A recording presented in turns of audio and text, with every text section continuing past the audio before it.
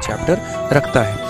अब सबसे बड़ी बात आ जाती है, चलो वेटेज तो प्रॉफिट लॉस आपको आता है तो दूसरों को भी तो आता है, फिर आप उनसे कंपटीशन में आगे कैसे बढ़े, मुझे बस ये बताओ।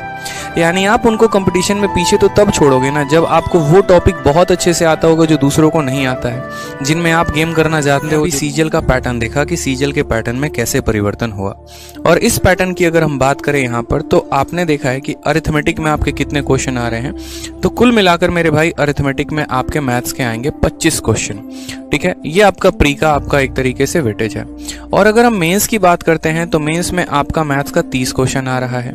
ठीक है, इन 25 क्वेश्चन में आपको भी पता है कि हर बार 4 क्वेश्चन जो होता है वो डीआई का फिक्स होता है, और मेंस में 30 क्वेश्चन है तो ऐसा है नहीं कि डीआई का वेटेज कम होगा। डीआई का वेटेज नॉर्मल है, 4 क्वेश्चन मिनिमम चाहिए ही चाहिए, यानी लगभग 8 सवाल। और ये अगर 8 क्वेश्चन की अगर आप देखोगे ना परसेंटेज 55 सवालों में, तो 14 दशमलव समथिंग यानी 15% का अकेला ये वेटेज मेरे भाई ये चैप्टर रखता है। अब सबसे बड़ी बात आ जाती है, चलो वेटेज तो 15% का रखता है, ठीक है, कोई दिक्कत की बात नहीं है। 15% में तो अरिथमेटिक के 3-4 चैप्टर समाप्त हो जाते हैं। ठीक है, तो यहाँ पर ये 15% जो है, यहाँ पर अगर हम बात करें, या ये 8 सवाल जो हैं, ठीक है, इसकी वेटेज बहुत अच्छी है, कोई दिक्कत नहीं है, बढ़िया बात है। लेकिन सबसे महत्वपूर्ण बात यहाँ पर ये भी है कि इन 8 सवालों में बच्चा मुश्किल से मुश्किल यहाँ पर 2 से 3 सवाल अटेम्प्ट ही कर पाता है।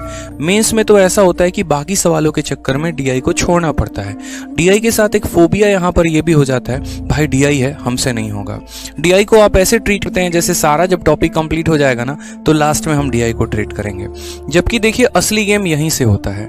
आप उन टॉपिक्स को पढ़ रहे हैं जिसको पूरी दुनिया पढ़ रही है। यार अगर एक बात बताओ, ज्योमेट्री अगर आपको आती है तो दूसरों को भी तो आती है, प्रॉफिट लॉस आपको आता है तो दूसरों को भी तो आता है, फिर आप उनसे कंपटीशन में आगे कैसे बढ़े, मुझे बस ये बताओ।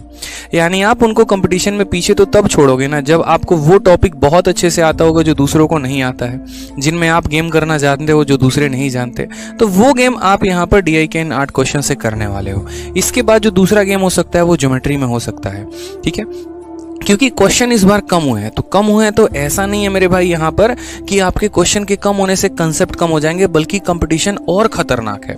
क्यों? क्योंकि पहले यहाँ पर हमारे पास ऑप्शन होते थे, 100 सवालों में हम ज्यादा क्वेश्चंस दे सकते थे, लेकिन अब हमारे पास ऑप्शन कम है तो इसको और ज्यादा टफ करने की कोशिश की जाएगी, इसका लेवल और इंक्रीज करने का कोशिश किया जाएगा। और इसका लेवल इंक्रीज करने का मतलब डीआई के लेवल को बहुत ज्यादा इंक्रीज करना हो जाएगा।